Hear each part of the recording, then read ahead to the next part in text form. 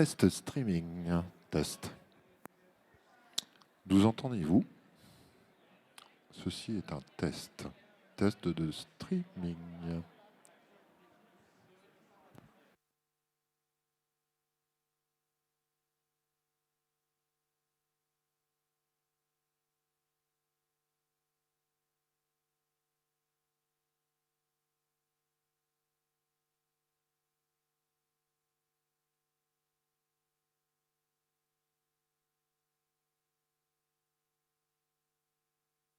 Ceci est un test pour un test de streaming. This is a test, please, Martin. Nairobi, can you hear us, please? You can hear the test. Great, thank you, Martin.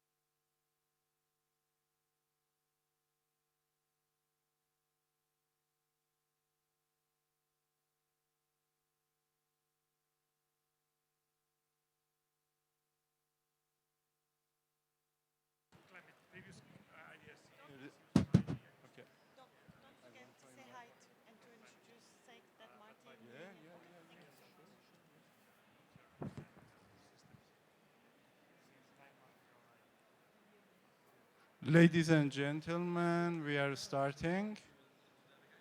We are starting our side event. Ladies and gentlemen, please take your seats.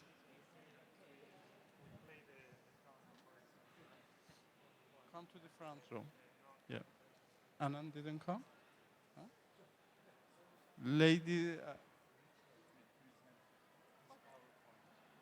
Ladies and gentlemen, good afternoon.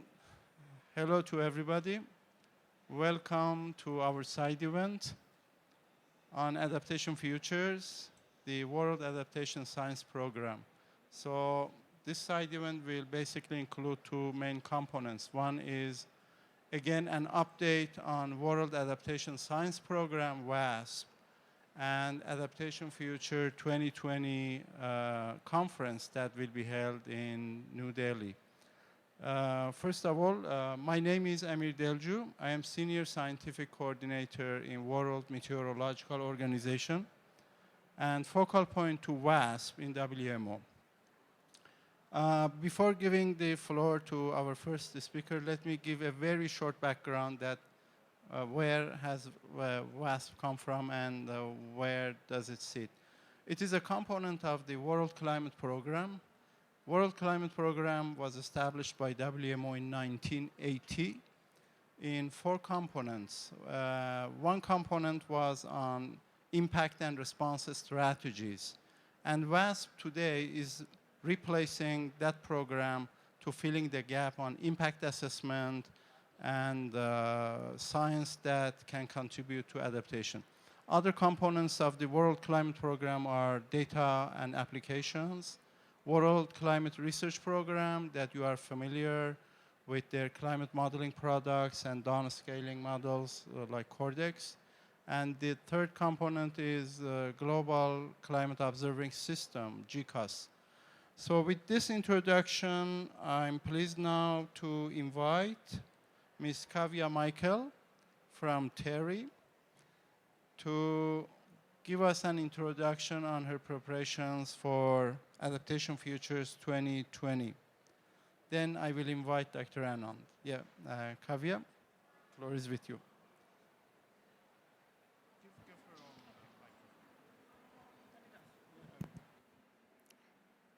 Thank you, Amir.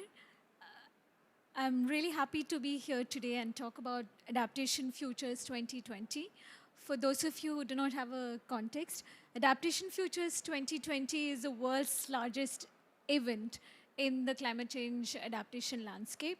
And TERI is proud to co-host it with the World Adaptation Science Program. This is for the first time that Adaptation Futures Conference is coming to Asia. So we hope to make it really big. We've sent out an invitation to the Prime Minister also.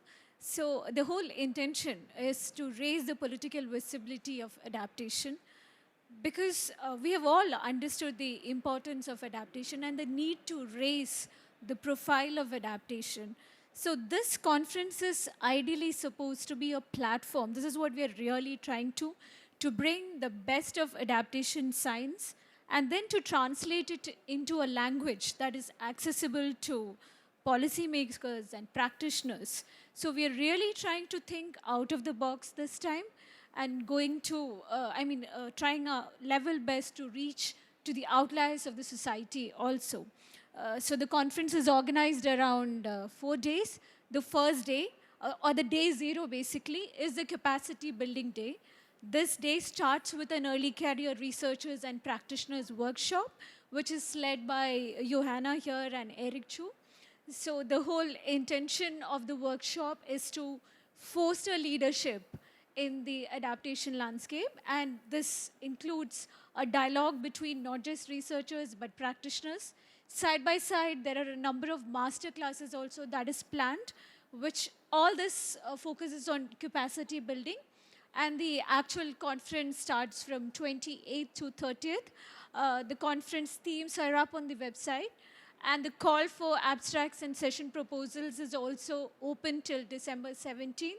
So those of you who have not submitted, I also encourage you to submit. This is going to be a really exciting platform because we have managed to capture the interest of a wide variety of stakeholders. We have the policymakers there. So this is also an ideal way of bringing science into policy. We have a number of major stakeholders who can take this message forward. The event is also very strategically timed. 2020 being the year of action on adaptation, there's a lot that's happening in 2020. So Adaptation Futures feeds into the Climate Action Summit, then the Adaptation Action Summit by Netherlands in October, and finally it'll culminate in Glasgow, the next COP. So by this, we actually hope to make a momentum and also accelerate adaptation action. And I basically seek all of your cooperation in making this a grand success. Thank you. Thank you very much, Kavya. With this introduction, let me, before giving the floor to Dr. Anand Patwardhan, I thank our UNEP colleagues in Nairobi, Ying Wang, Martin Capel, and Dr. Jian Liu, who really contributed and insisted that we organize this side event, and we managed. So we made it happen. Dr. Anand, please, you are invited to make your presentation. Thank you very much, and good afternoon.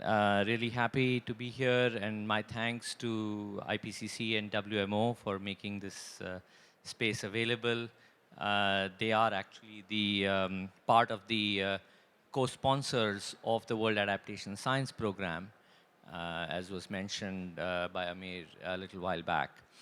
So I want to just follow up a few things beyond what Kavya mentioned, and just highlight a few things, I think, in terms of both the significance of the conference and the opportunities, I think, that the conference could play in accelerating action. So one of the things that Kavya mentioned was the strategic timing. And it's in fact not by accident, but it's by design. That we are doing this towards the end of April in Delhi to sort of come midway in this year of action between the Climate Action Summit in September and then the two key adaptation-related moments next year, the Climate Adaptation Summit that the government of the Netherlands is organizing in October, and then COP26 in Glasgow. And in part, it is because of the desire that sort of what we do as a science community. So Adaptation Futures, the genesis of it is the sixth in the series, was started really as a conference of the global research community, a place where people doing science, doing the research could come together. Steadily over time, we have changed what we think of as research. A lot of that now involves much greater linkages with practice and with the practitioner communities. So quite steadily and by design, the conference now includes sessions that are not just traditional science sessions where we are presenting our academic work, but also involve practitioners. And so one of the things that we are trying to do in this conference is really explore a variety of formats of sessions, things which are traditional paper presentations, but then which are also dialogues. They could be stakeholder dialogues, they could be consultations, they could be roundtables with practitioners. Really a much wider array in terms of where the knowledge and the content for adaptation will come from. The other dimension which is now becoming stronger is not just the science and the practice, but now also policy. Because we are recognizing that in many cases, we have to be able to connect science and practice to policy, to drive change, to overcome barriers. Right? And so the fact that this conference has attracted a lot of interest and visibility, especially if the Prime Minister of India does accept the invitation and come and open it. Several of our sponsor programs of the World Adaptation Science Program, heads of UN agencies have signaled that they will come. So it also then brings in the policy dimension. And one of the ideas we are exploring is that the conference could actually develop an outcomes product that could feed into the policy events happening later in the year. So that's a little bit of the significance in terms of the timing. Just really two other points, and then I'd like to turn over to Richard. So in terms of science, one of the themes that we are trying to build through this conference is the idea of action research. How do we tighten the linkages between implementation and research? So the traditional model is, we do a pilot project, we collect some evidence, we learn from it, and then we start thinking of scaling up action. And the reality is that we simply don't have the time for that slow process. So which means we need to rethink both how we do implementation. There has to be a much stronger focus on learning as part of implementation. So when the GCF does an adaptation project, or when the adaptation fund does an adaptation project, we actually build in learning even as we are doing that project. Right? So there's a shift now needed in how we do implementation. There's also a shift needed in how we do research. The research community needs to be much more engaged in doing more targeted solutions-oriented research. So traditionally, if you look a lot of the time, I mean, I've spent many, many years in the IPCC working group too. A lot of our emphasis is on what I call the problem space, identifying risks, assessing risks, identifying vulnerabilities, assessing vulnerabilities. And that's critical, but now we also need to bring in much more strongly research that focused on solutions. What can we do? What can we learn from what is being done? And how do we tighten those feedbacks so that we can start implementing solutions at scale? And that actually brings in some entirely new communities, even from within academia. It brings in sociologists and social scientists. It brings in economists. It brings in people who understand behavioral change, because a lot of time we have to think about how to influence behavior. It brings in folks who study finance, because financing becomes a critical bottleneck. So I think this is really a moment that's allowing us to broaden both the space of disciplines that might come into conferences like this, but also the kind of research that takes place.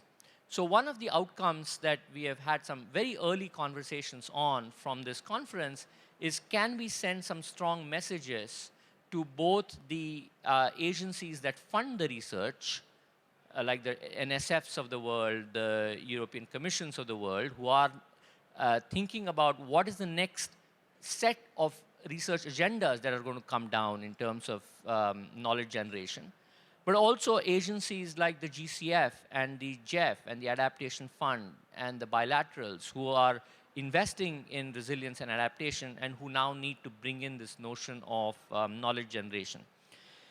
So it's a tall agenda, but we are really hopeful that the conference will help us in that direction. The 17th of December is the deadline for session and abstract proposals, so it's coming up very quickly. By all accounts, as the chair of the science committee, I'm really happy to see. I'm both happy and a little bit challenged. I'm happy to see the response so far. It's extraordinary. Really high quality submissions have come in, but also which poses a challenge for us is, how do we take all that and craft a program that is stimulating and enriching and advances action. So again, just this is intended to be a curtain raiser, really looking forward to active participation, spreading the word, and hope we can really make this into a successful conference. Thank you very much. Thank you very much, Dr. Anand. I'm pleased now to invite Dr. Richard Klein from Swedish Environment. You introduce yourself. Thanks very much, Amir. Hopefully there'll be some slides. Did you steal the clicker? Here it is. Thank you. Thanks very much. And Anand already presented the most important part of this first session, which is really to highlight, as Kavi also said, the biggest gathering of adaptation experts in the world at a very important time where adaptation ambition, just like mitigation ambition, needs to be ramped up. I'm going to talk very briefly about sort of the parent organization of Adaptation Futures. It used to be ProVIA, the Global Program of Research for Vulnerability, Impact and Adaptation, but it has gone through an evolution, and it is now the World Adaptation Science Program. If and when the slides come up, which will be soon, I'll show you a bit of the history from 2008 onwards, and some of the activities. Thank you. some of the activities that we are planning and involved in addition to organizing Adaptation Futures.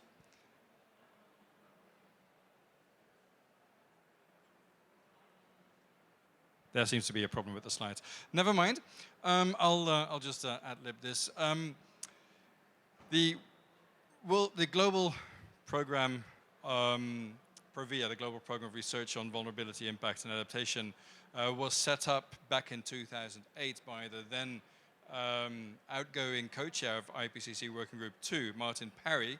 And as Anand said, Working Group 2 is very much about understanding climate impacts, vulnerability, and adaptation. It's about understanding the problem. Now, what he realized is that Working Group 1 has a global community behind it, the World Climate Research Program that coordinates research, that makes sure that it is relevant and timely for policymakers, and which also ensures consistency and comparability of results. Something like that didn't really exist for Working Group 2. And it was felt that it was important, especially as climate change was shown to be happening and adaptation was necessary. PROVIA did a number of things that, thank you, that were quite important. First of all, it did these Adaptation Futures conferences. The one in Delhi is going to be the 6th one. It did a report back in 2009, I believe, on research priorities for adaptation, which is really interesting, and some bits of it are still extremely relevant. It produced assessment guidance for countries, sectors, communities to understand their risk of climate change and how to address those. And those have also been linked to the National Adaptation Plan process of the UNFCCC. It had a capacity building element with a young fellows program and so on. It worked really well at a relatively modest scale. And one of the challenges that PROVIA focused was that it was set up just at a time when the world was going in austerity. So it was really challenging for PROVIA to develop the critical mass and the support from countries to develop at the same scale as the World Climate Research Program had already done. At the same time, and I think the Paris Agreement is really key, the focus of PROVIA was still very much on understanding the problems. And we felt a shift was needed really to focus on adaptation, to focus on the solutions and to understand better what countries, what people, what communities and sectors could do to not only understand the problems, but really understand the solutions and how to implement them. That's how we then switched to the World Adaptation Science Program, which has a sort of a similar mandate. It's still part of the World Climate Program, which is coordinated by WMO. It still co-hosts the Adaptation Futures programs, but it is supposed to be much more responsive to practical and policy needs, which is also why the governance structure is very different. I haven't really got a picture of that here, but it's the management of WASP includes members of the UNFCCC Secretariat, of WMO, of UNEP, but also the GCF and the IPCC, and some of these people are represented here.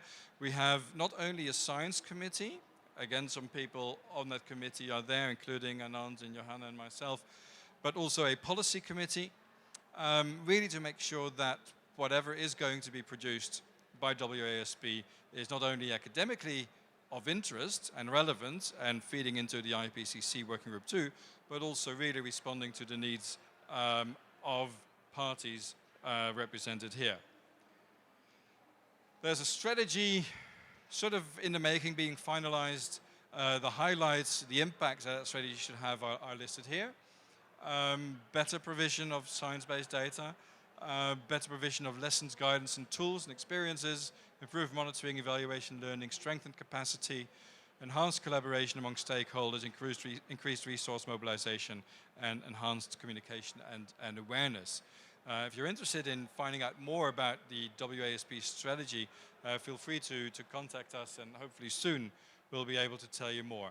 The work plan for the next year, we want to become more visible, obviously. I mean, now that we have sort of finalized the startup phase, through a number of position papers and prioritizing research, not so much to be done by us, but by others, around three themes. The themes, they shouldn't come as a surprise to those following adaptation. It's about how do we know if we're successful with adaptation, tracking our action and measuring the progress, understanding better how the investment and finance sector can use the information that's available, and looking at high-end impacts. We know the targets and the global goal of the Paris Agreement, but what if we don't meet that, and what if we are looking at a climate change and a global warming that goes beyond 1.5 or 2 degrees? What are the adaptation requirements and needs and limits then?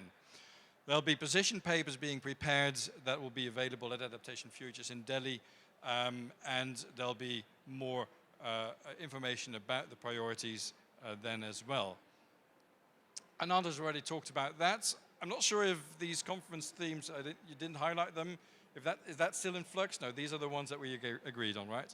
So again, you can see that this isn't just about, if you like, the natural science of adaptation and about what climate information you need. It's very much also about what makes adaptation happen, what makes it a success, and how do we make sure it is inclusive and effective. And it is targeting, of course, both the academic community and practitioners and policymakers. If you want to know more, there is this really succinct web link here at the top. I would suggest you just Google WASP and you'll find the same, and then Adaptation Futures 2020.in. Thank you very much. Apologize. Thank you very much, Richard. So with these opening presentations that set the scene and brought us into the context of adaptation and science, I want now to invite our panelists. Please come to the panel. And then we will discuss around the question how we can move from science and research to action and practice, and how we can improve policy and decision-making at local and national level.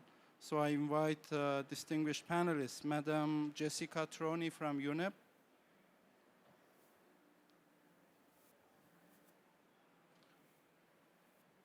Mr. Abdullah Moksit, Secretary of IPCC, Mr. Pa Jaru, Director of Country Programs, Green Climate Fund, Mr. Bodamnapu Suribabu, NABARD, Dr. Anand Patwardhan, University of Maryland. And do we have any representative from IDRC? Yes, please, gentlemen. Yeah. So I would like to request you please first introduce yourself, your position, and what are you doing in your institute. Then we open the discussion around a certain question. Thank you very much. My name is Santiago Alba. I'm the Director of Agriculture and Environment and in the International Development Research Center in Canada. And among many other things, we facilitate partnerships, engagement, research, action in areas of adaptation, and proud partners of many of you for many years. Yeah. Good evening. I'm Suri Babu from National Bank for Agriculture and Rural Development, India. In short, it is more popularly known as NABARD. Ours is a development finance institution. I am working there as a general manager. And we are into this natural resource-based developmental interventions. And perhaps we would say one of the institutions which is implementing over 38 climate change adaptation projects. Right now we have, of course, our portfolio is a little small compared to our own business portfolio. It is about $280 million of climate finance portfolio. We do have it. And we are accredited agency for adaptation fund, Green Climate Fund, and also a fund created by Government of India. It is called the National Adaptation Fund for Climate Change. Thank you. Good afternoon, everybody. My name is Jessica Troney. I head up the adaptation unit at UN Environment, based in Nairobi. So UN Environment is a normative agency that works at the science policy interface. We host the Secretariat, the World Adaptation Science Programme. I work in Ecosystems Division on the policy, on the implementation side.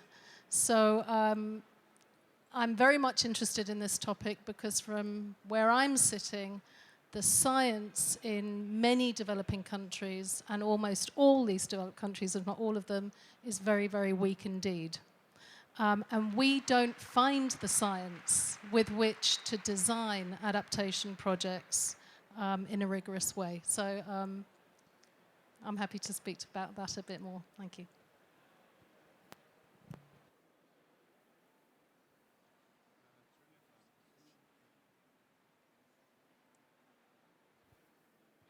Thank you, Amir. My name is Abdallah Muksit. I am Secretary of IPCC, and I am pleased to be here with two hats, because in the past I was in WMO as a third vice president, and also I was the chair of all this. It was called open group about climate, and I was also in charge of CLIPS, and I was chairing all this discussion Provia under WMO. Maybe this is why they asked me to come to ensure this transition. And also, I am the secretary of IPCC, but to be frank with you, I am secretary, but the work, as Richard said, is in the hand of working groups, and the working groups in charge by excellence about adaptation is working group 2, but also the working group 1 community is also working with a large extent to feed all what is requested by the adaptation activities.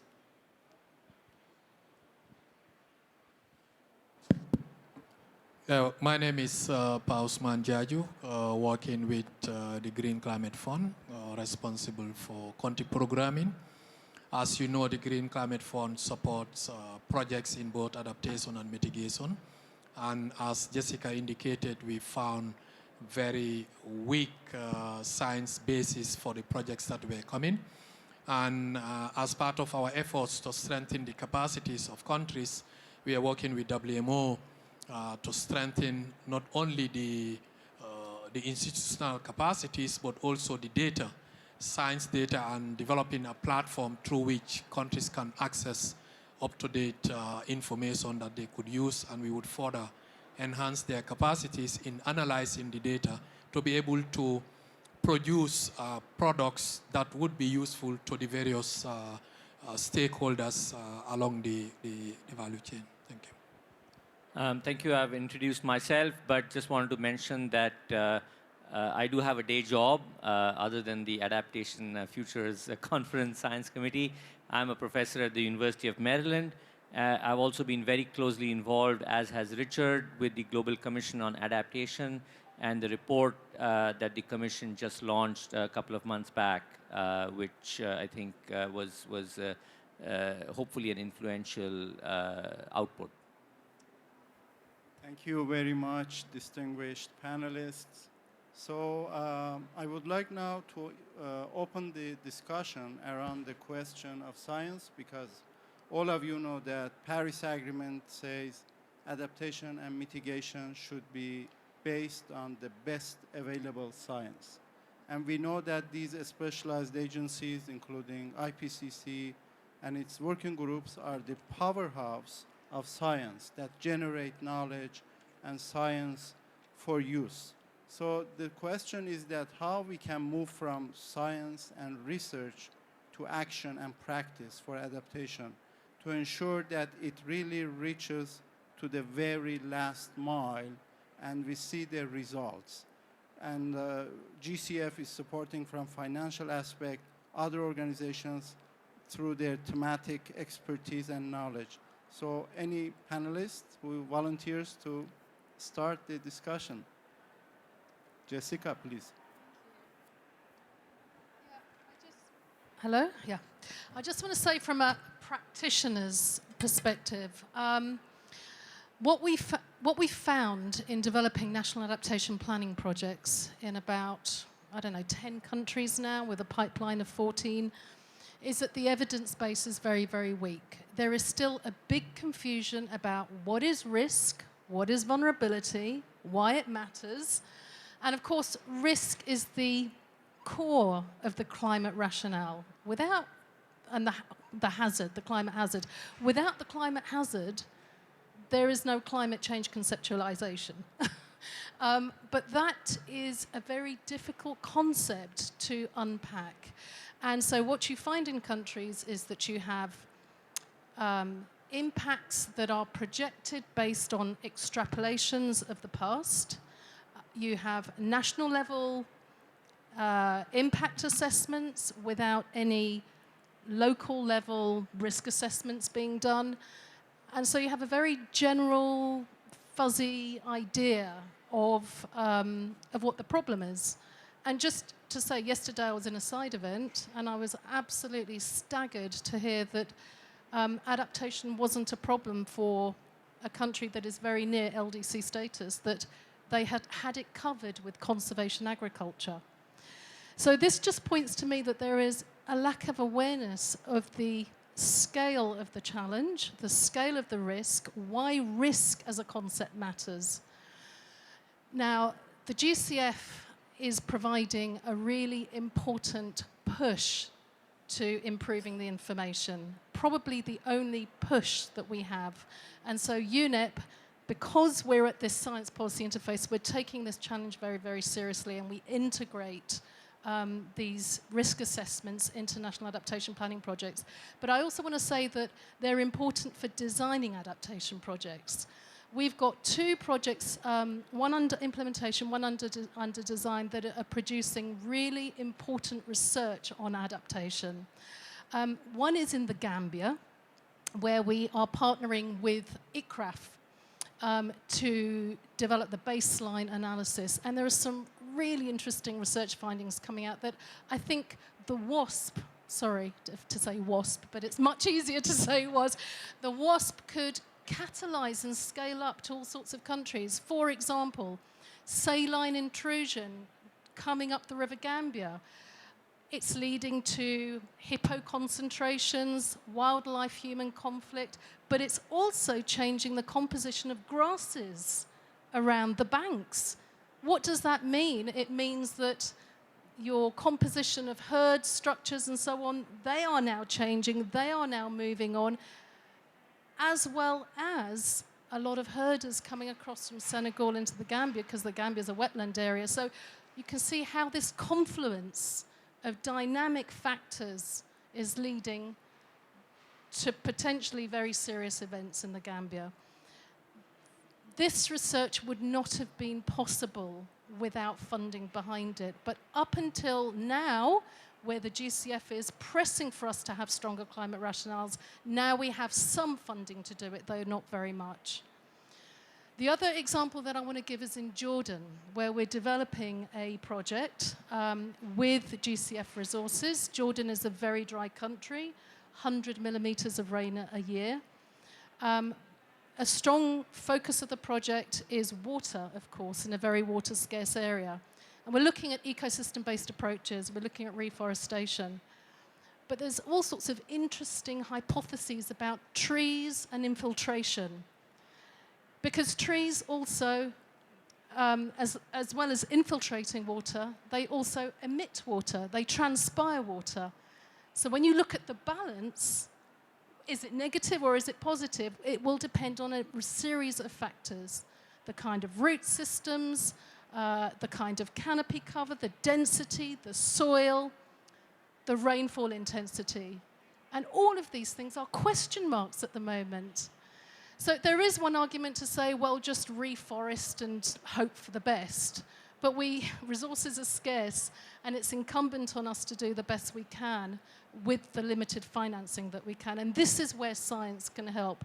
But if I leave one message, is that the financing for research and into policy is still very scarce. I have had it said to me, oh, well, but there's lots of research out there. There's lots of, yes, but policymakers don't access the research. They can't understand the research. I think I'm a fairly intelligent human being, but I don't find the research. So this is really a plea to make the WASP into something that is useful and helpful in as in a short amount of time as possible because we don't have much time. Thank you. Thank you very much, Jessica. Very inspiring examples, real examples in 2 countries.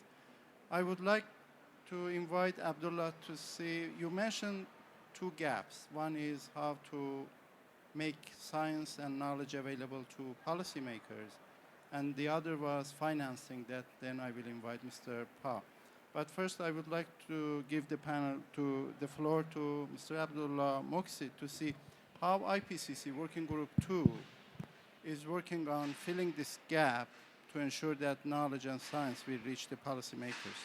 So thank you, Amir, for this, and also I'm a little bit trying to answer, but with my method, just to highlight what kind of added value we can take in order to implement a good reaction for adaptation, and also how we can you can consider the adaptation context of climate change. And as I said in my past activity, we were thinking about a kind of toolbox. Because if you want to adapt the information for policymakers, we should think about the possibility to provide them a toolbox. And the toolbox is a simple concept when we can allow any decision maker to take the information he needs for his decision. And for this, I think we should also divide the adaptation into categories.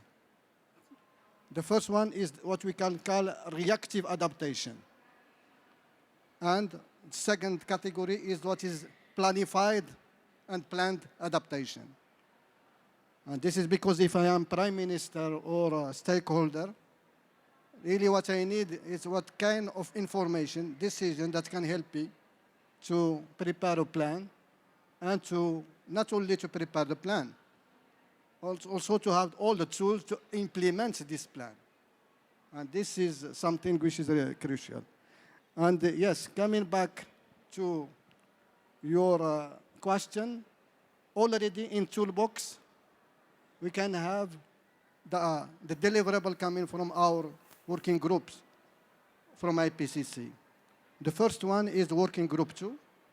And just I have in front of me the outline of the contribution of working group 2 for the 6th cycle. And it is exactly what is expected, because it speaks, there are many chapters, and also there is a section dedicated to the risk adaptation and sustainability for systems impacted by climate change. And as information, any decision making can have good information there. The other thing also as very, very important, because when we are discussing about adaptation, we are trying to give the information that should be converted in decision from decision maker. And we should not forget that if you are in Morocco, because I am from Morocco, I want the tool that can help me to adapt in Morocco context. In the sector I am managing, it is water resources or agriculture and whatever. And this is why also, and this is something very, very important coming in the working group 2 contribution, is a chapter related to region. And this is also a sort of precise information that can feed this toolbox. The last thing also, and there is a sort, the third section, dealing with sustainable development pathways, which integrate adaptation as well as mitigation. And this is also something which is very important, and this is also for many countries. And I can summarize it in one sentence. It is easy to adapt in the context, or we have, let's say, a sort of world where the emissions are low. Because to adapt to the scenario with 4 degrees C is already too late. We can adapt to the world for 1.5, We can maybe adapt for the world for 2 degrees, but we cannot adapt for a world with 4 and more. And this is something I think from the perspective of decision maker, this try to make this link between adaptation and mitigation. Mitigate to allow the possibility to adapt. This is something we can highlight, and this is why I think kind of a decision advice we can put in this, what I call it, adaptation climate change toolbox. So this is what my participation, what I said as former, WMO chair of this CLIPS OPAC. Thank you very much. Thank you very much, Mr. Moksit. Very interesting. So Mr. Bandhu. Well, I would like to say from a financial institution's perspective on moving from science and action, science and research to action. See, NABARD is an institution which strongly believes that science and technology offers a solution for any developmental process. And that is one reason why we have, from our own profits, we have instituted 2 funds. One is Research and Development Fund, and another fund specifically on Climate Change Fund. The basic objective is to support action research. Of course, this funding support is available for research within the Indian domain. Perhaps the learnings can be upscaled in elsewhere also. We have been supporting such interventions here. And when it comes to actions, well, NABARD is in the process of implementing several development programs, and we have a very vast experience in natural resource-based development process. And the experience is more than 30 years. And we have gained enough inputs, and we have documented enough evidence to say that how our interventions have contributed to conservation and management of resources. And of course, when it comes to this adaptation, specific adaptation actions, when we became NIE for Adaptation Fund, the first time we had the challenge of identifying appropriate interventions. One, we leveraged on the technological inputs available then, and also we leveraged on our past experiences. That's how we could design appropriate projects. And we started implementing it right from 2013. And we do have some good amount of feedback evidence from these projects, which gives a scope for upscaling it. So in other words, I would say that perhaps the science and technology and the action should happen simultaneously, and it should be a continuous process. And leverage on the action feedback should, the action outcome should provide the feedback for further improvement to the scientific community, and the scientific output should be providing us in designing appropriate action plans for adaptation. Thank you. Thank you very much, Mr. Babu. While we are now in the context of discussing financial issues, I would like to give the floor to Mr. Jao Pao. Please, you tell us what is the perspective of GCF and the outlook for future, how GCF is planning really to respond to future requirements in terms of financial support for adaptation. As you know, we got very positive response from the contributors during the recent replenishment. We had pledges to 9.8 billion US dollars. And of course, we would balance adaptation and mitigation 50-50.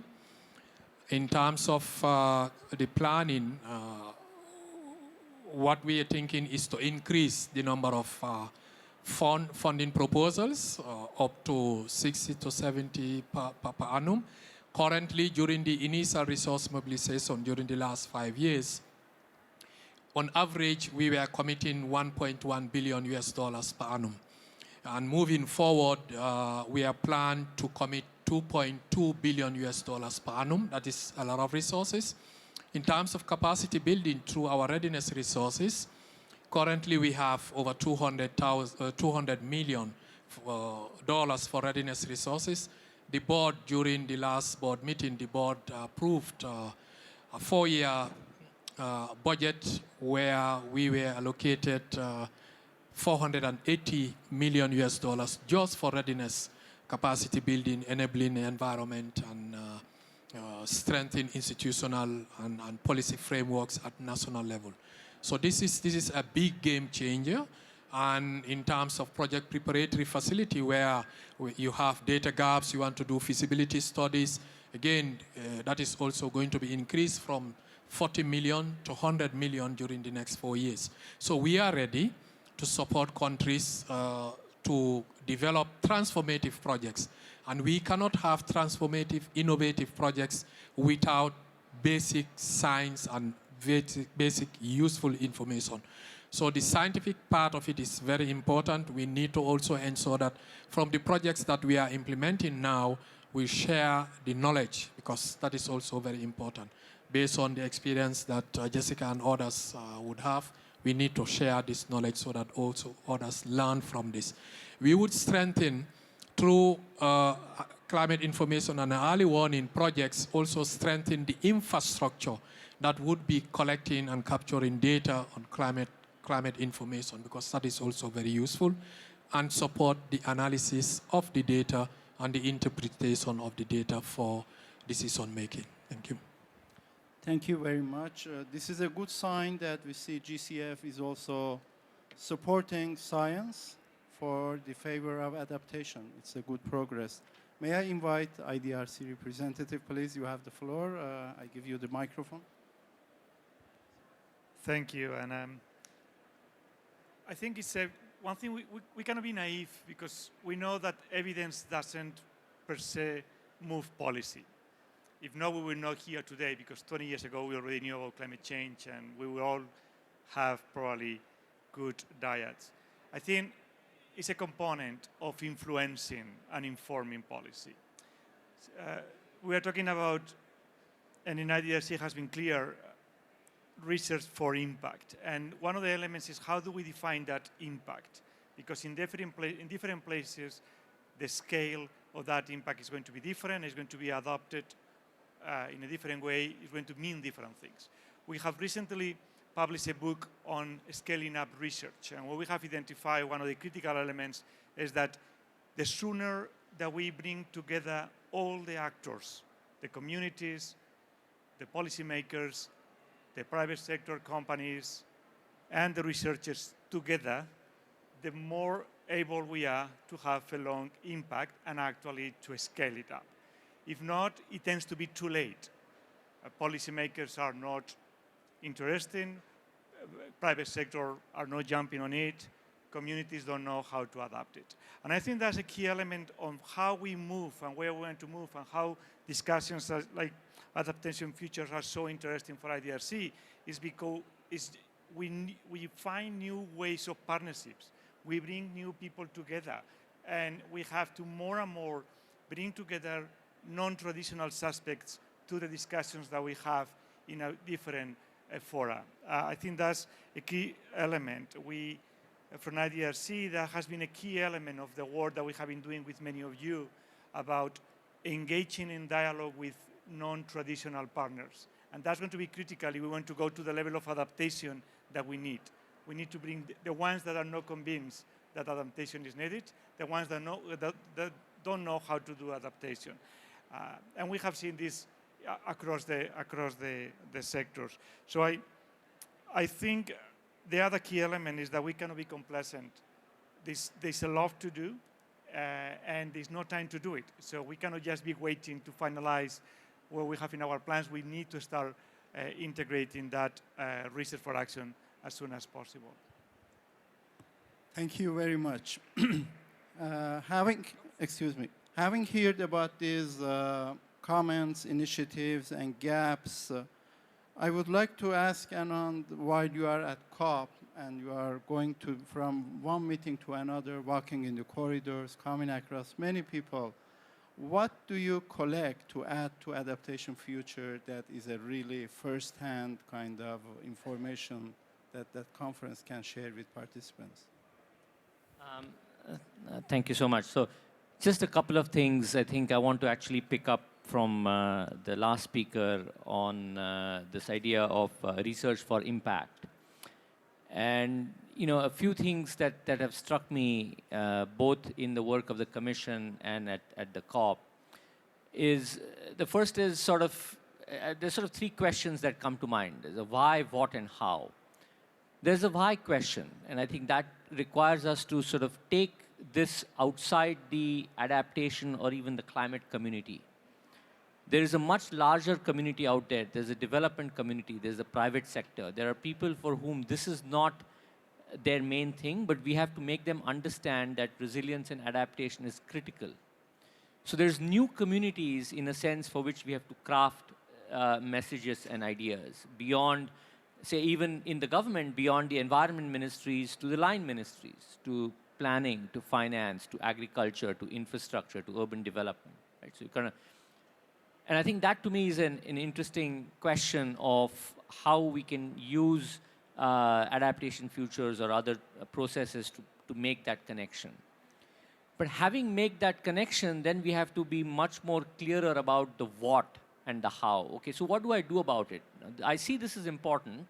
I can see that the risks are there, but now what do I do? And this is where I think Jessica's point about the evidence base becomes so critical, because it's often now essential that we're going to have to embed learning as we take implementation and as we do actions. I think the examples that she gave and what the GCF or the Adaptation Fund or others are doing of saying, how do we actually not do learning later, but do it from design? And this requires us to rethink even how we design projects. So for example, very often when we think of monitoring and evaluation, M&E focuses on accountability. Are we spending money for which, on what we said we would spend it on? But there's a learning question, which is, are we spending money on the right things? And is that actually giving us what we expect? So which means we need to embed that learning in the project design, in the indicators, in the M&E frameworks. And then the final point to me is also this other issue, which is the how. It's very nice to make the case, to make risk visible, but there are deep and entrenched barriers to action. So if you are thinking about scaling up, then it's often a question about what are the barriers that we have to overcome.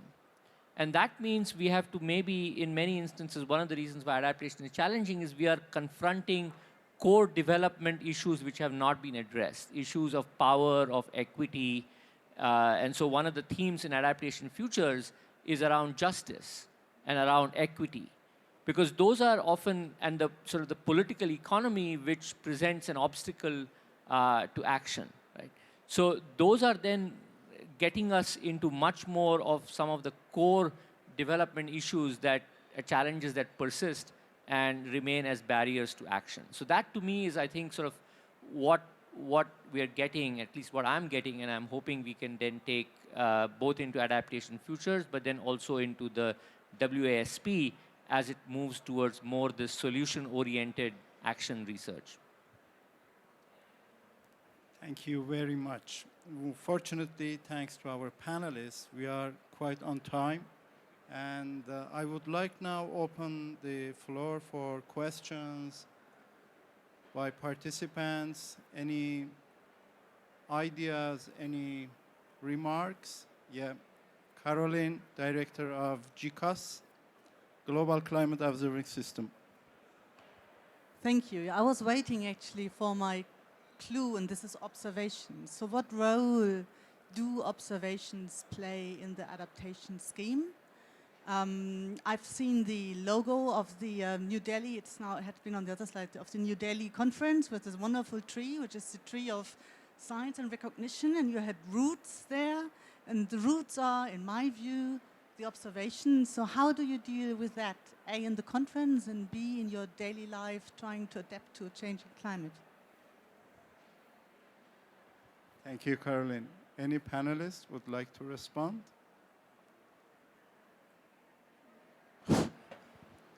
We recognize that observation is the foundation, and this is why GCF is investing resources in strengthening the observation. We were told, and Jessica also alluded to that, you get data from global to national, but at local level, if the density of observations are not quite in conformity with your requirements, then you won't get any information at the local level. So it's important that we support countries to have that density and strengthen the observation networks. Thank you. Richard? Thanks. I'd like to comment on that as well in a minute, because I first wanted to pick on, Anand, you were talking about barriers. It just strikes me that one of the key barriers in adaptation at the moment, and particularly how we communicate research to practice and policy, is what I think is outdated assumption that as long as you know what the problem is, then we can work towards a solution. There is this assumed linear model that we need to really understand the problem, and the better we understand the problem, the better the solution will be. And it really doesn't work that way. But because it is so ingrained into the way we are, we've set up the research, also in the way that institutions are working, it means that we are putting a lot of effort into understanding impacts, into observations. I'm not saying we shouldn't be doing it, but I think to some extent it goes at the expense of understanding what exactly makes it so difficult to implement those solutions. What are those solutions to start with? And as I think all of you have said, it is not just about climate change. I mean, we need to understand the risk, but the risk materializes in a much broader context with other priorities, with trade-offs and so on. And going to, say, a company or a community and saying, look, guys, I've done the calculations, and you're facing a risk of climate change, and the number is 42. It's not going to make them bring any closer. It's not bringing any closer to a solution.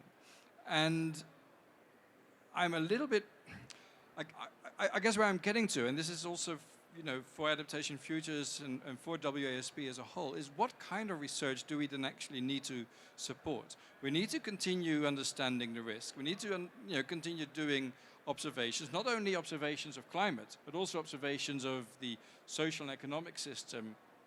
And that's a very different story, and we should continue that conversation. But just like the medical community has many different research branches, we don't have like one big conference to try and solve all the diseases in the world, right? There's so many different, and the same really goes for adaptation. We need to, I think, break it down. We need to realize that climate science and impact modeling is one important building block of information that informs adaptation, but so is development science, and so is the issues around equity that you mentioned. So is engineering. I mean, all these disciplines have information to contribute to adaptation, and I don't think we're doing justice to many of them. I'd like to see that changing, and I really think that unless we change around that paradigm and start with understanding the solutions as opposed to start to understand the problems, we're really not going to get much further. Thank you very much, Richard. Any other question from the floor? Panelists, any take-home messages? Few words? Just to pick up on the point of the observations. Observations are really important, of course, because you ground truth the models, right? But they're also important for another reason, and that is that when you're talking to farmers about developing early warning products, you have to co-develop the forecast products with them. So it's important for them to understand the data, to gather the data as far as they can with rainfall gauges and so on, and to co-develop process. Just on the comment of Richard Klein, climate change is one driver amongst many, it's true.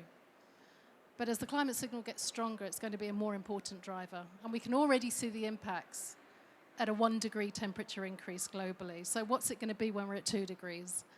And pretty soon, climate change will just be the main problem.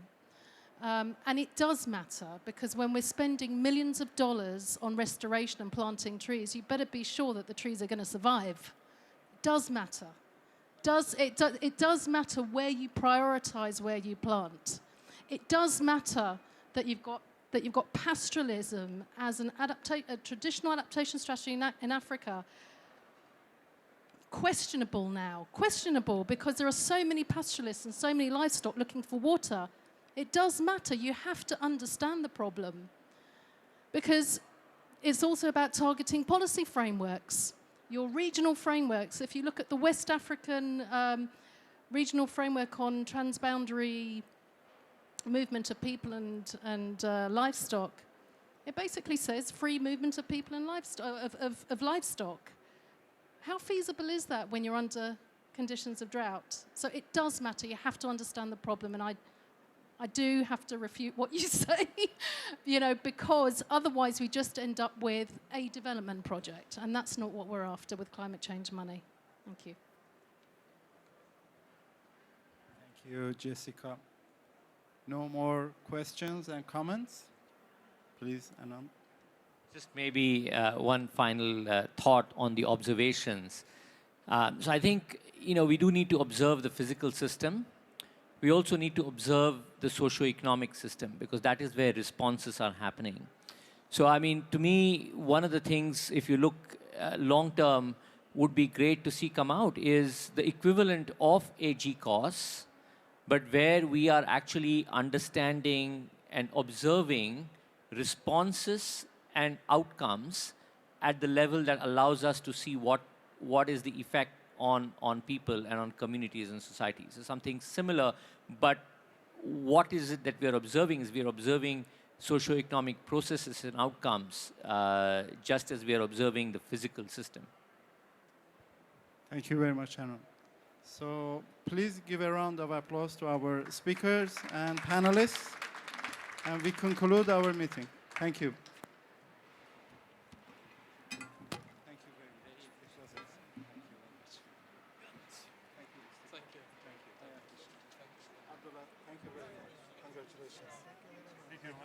Just arrived at the last minute. I'm going to make a picture. Okay. Please come to the floor. We want to take a picture to put on the web.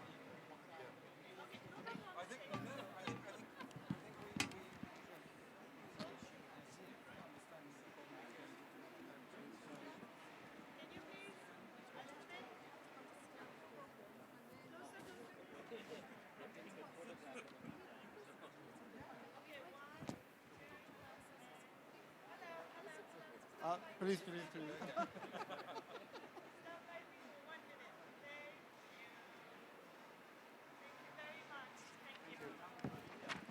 Thank you, Rose.